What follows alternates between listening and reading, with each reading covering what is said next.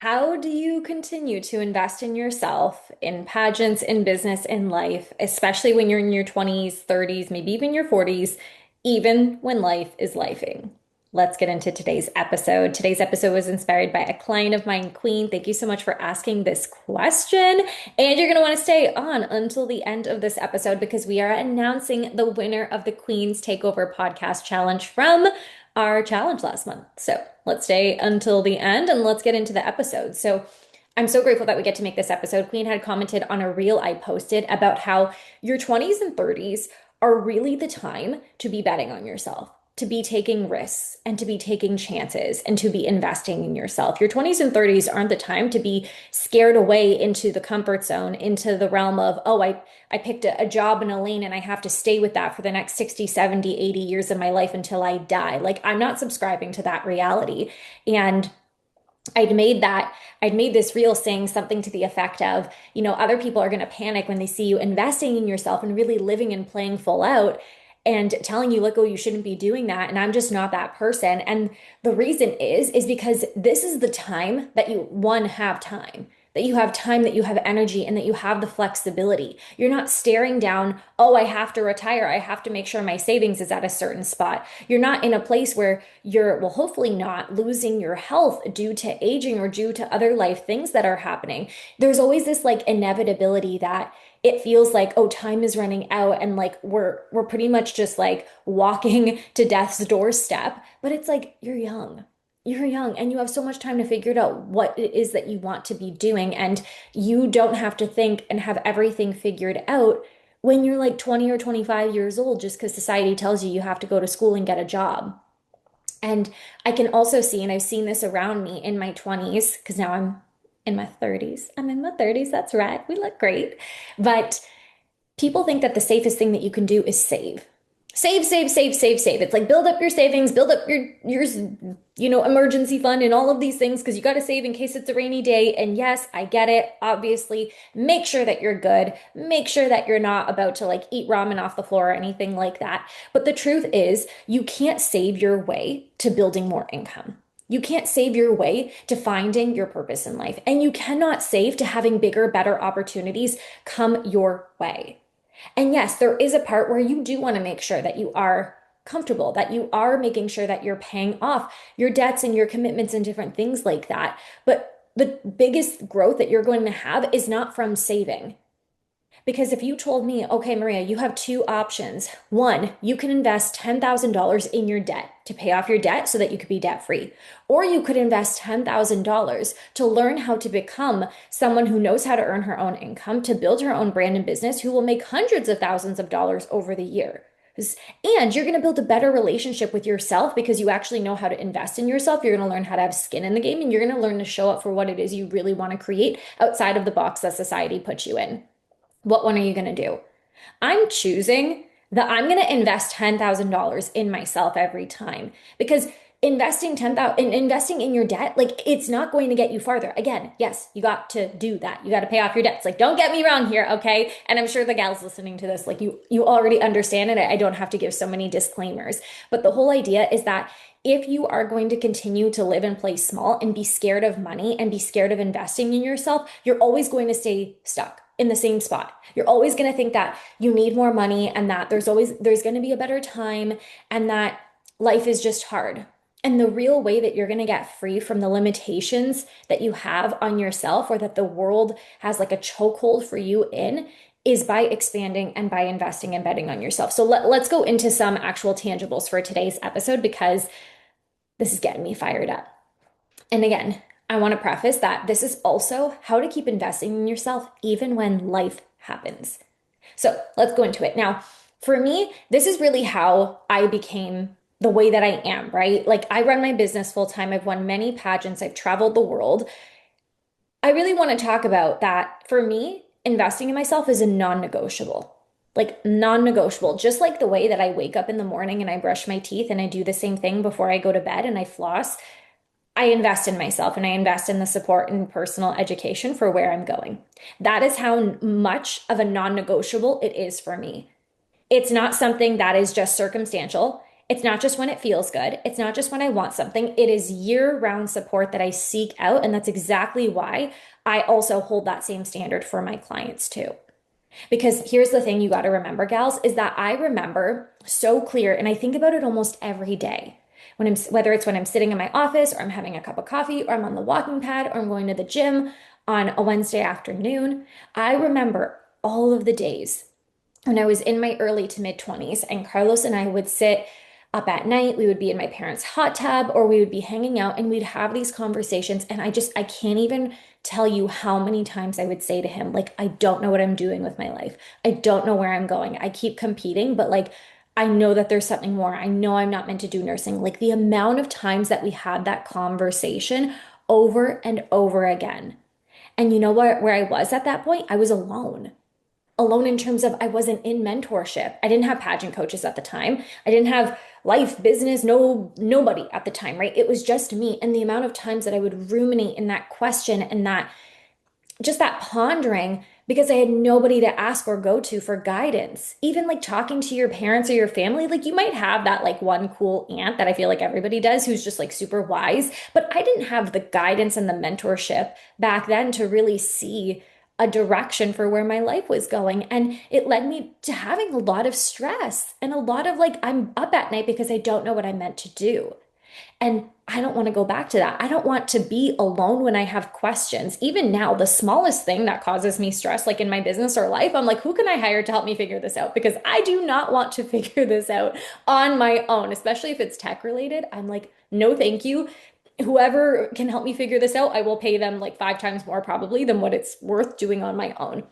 Because I really do value having the support at the times when there are things I don't know. And now that I know and I found this purpose for my life and what I'm doing with my business and my clients, it's just like I don't want to go back to a place where I don't know and where I have to try and figure it out on my own. That's more scary to me than the number that my coach bills me every month. And keep in mind that when I started investing in mentorship, I wasn't investing as much as I am now. It was still a lot at the time, but it wasn't as much as I am now. But now, this support that I have, it holds me to a higher standard. It keeps me showing up and innovating and being creative and just, it keeps me moving forward, honestly. People wonder why I don't take breaks and why I don't burn out. It's because I just keep moving. I just keep staying in momentum. I'm not dipping in and out of mentorship at any point. So my results aren't dipping in and out. I've always been growing in terms of what I'm doing. And it's because, again, I have that support to keep me accountable. And more importantly, I'm not going to go back to being the gal who is in isolation. And you know what? Maybe that'll change in the future. Maybe I'll have a different outlook on mentorship, but I've been investing in myself consistently for 7 years now. Like, think about it, 7 years. 7 years ago, I made my first investment, and that's just in the business coaching world. It was actually a year before that that I invested in a full year of personal training, which was another big investment. So almost 8 years. Like when I tell you this is my standard for myself because it helps me show up, it helps me stay accountable, it helps me move forward, it helps me make sure I've got my finances in check because somebody, I'm not somebody who like my payments are bouncing every month. Oh my good, absolutely not. No, you would never catch me on a pageant stage while other people are asking me like, Maria, why aren't your payments coming through? Absolutely not. We are in full integrity with our investments, my gals. And again, it's the standard I hold for myself.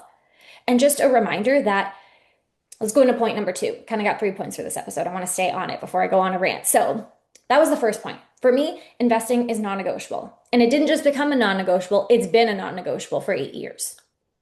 The second thing is that I really want to talk about how I made this possible even before I was making good money. Because I know there are going to be some people out there who look and who think, oh, well, yeah, you can do it because look at where you're at. Oh, yeah, you can do it because you're earning this much, or because you don't have this type of debt or this type of challenge, whatever it may be, right? You're always going to have like the people who are kind of like the naysayers in a way.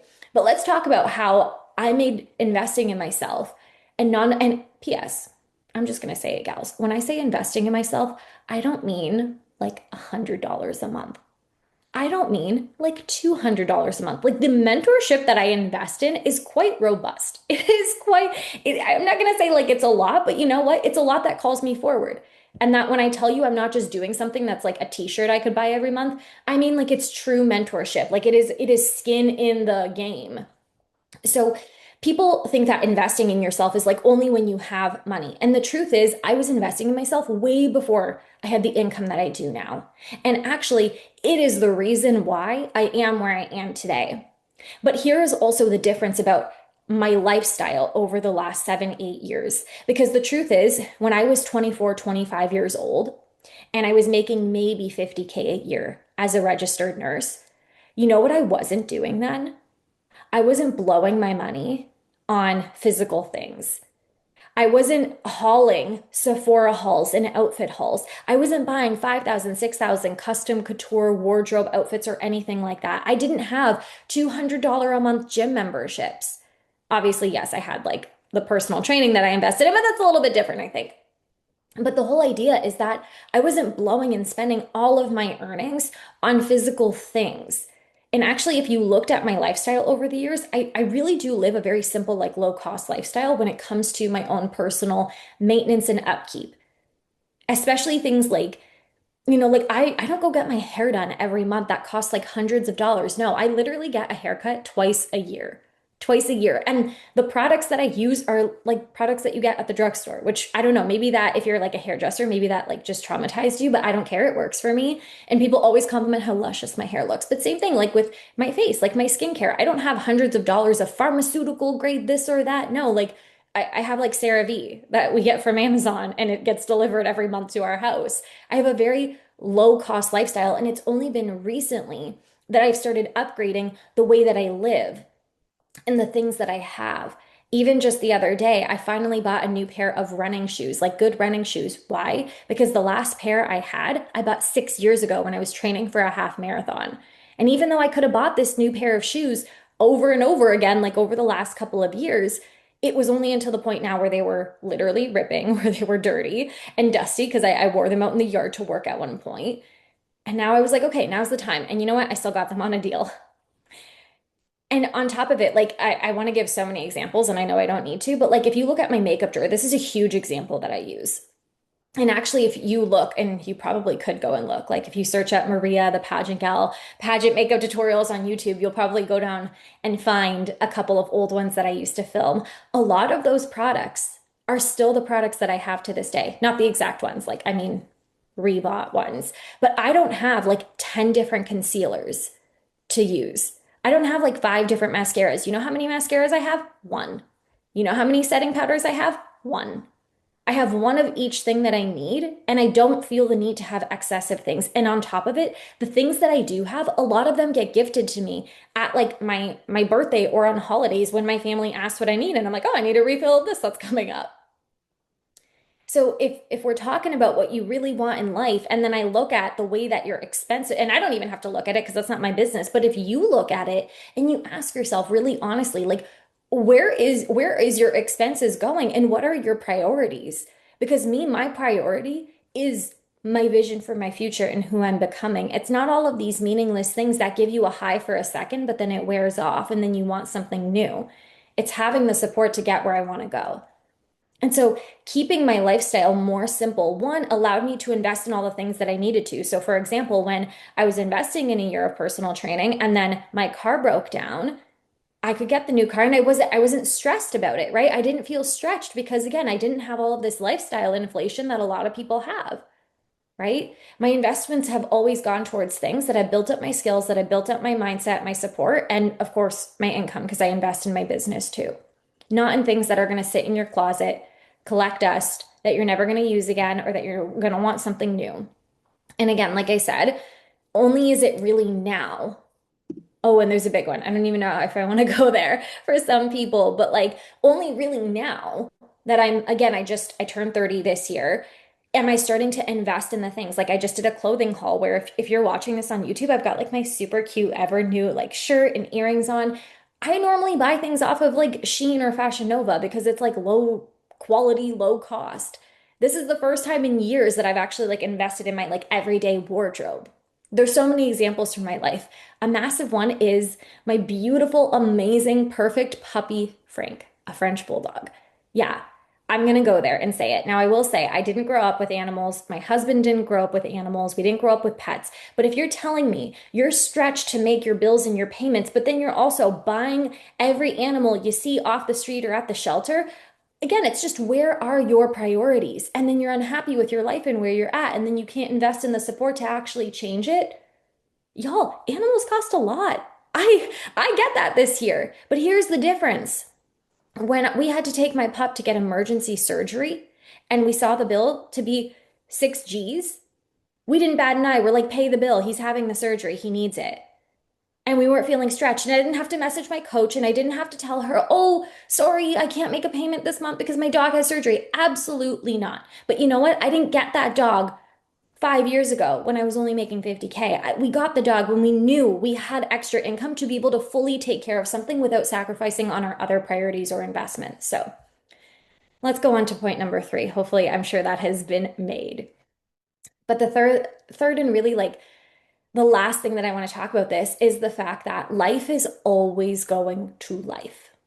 And that realistically, the challenges that you're facing are not unique. They're not unique, they're not special. And the more that you wait for the right time, the more that life will tell you it's never going to exist.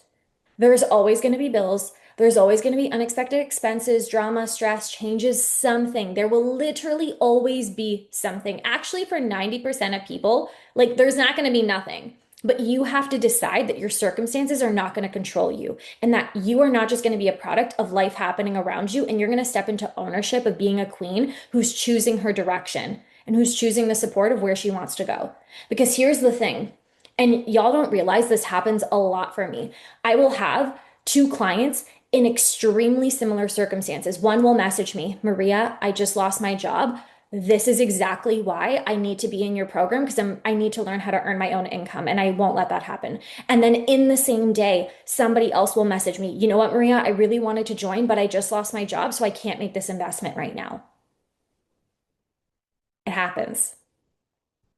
Another situation, a client will message me, oh, Maria, I need to, like, I can't do this. I wanted to, I was ready to be a yes, but I have this family member I have to take care of, and they're really sick and all of this.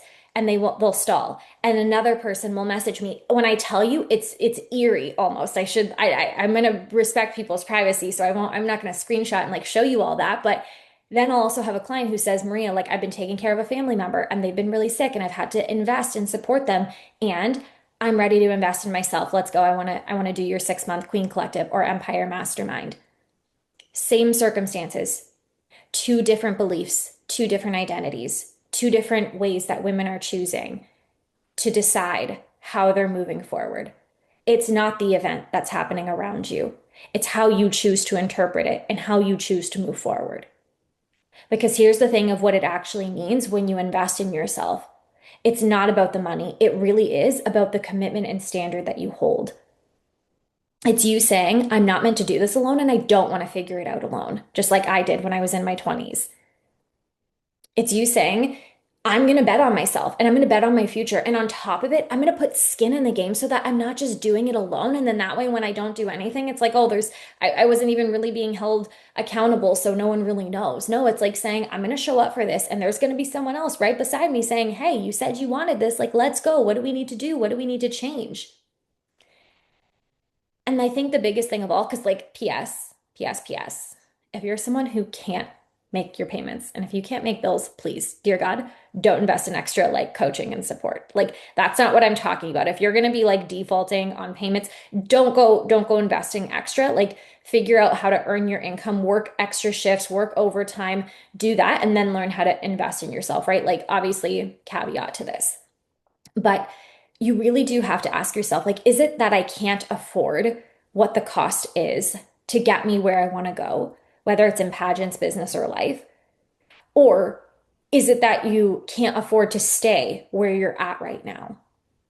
Because when I think about myself year to year, and when I think about where I'm going and the impact I'm here to make and the purpose I'm here to lead, I'm like, I can't not invest to be that Maria, to figure that out, to keep moving forward.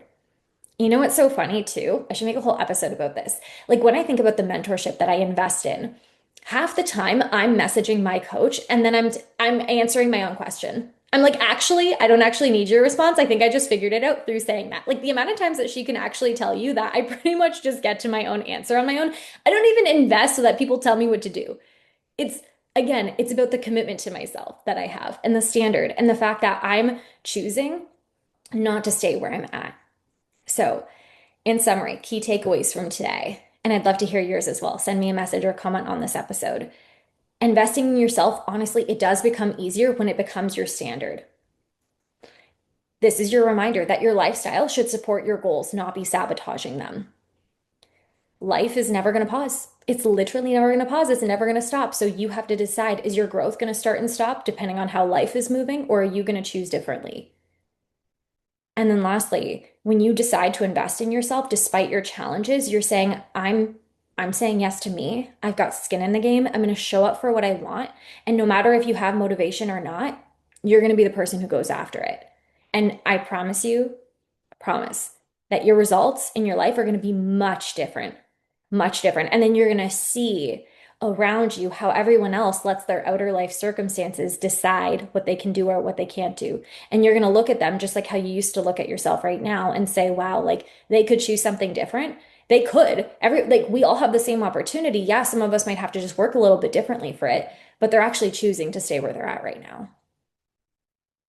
So, gals, I hope this episode hits you deep.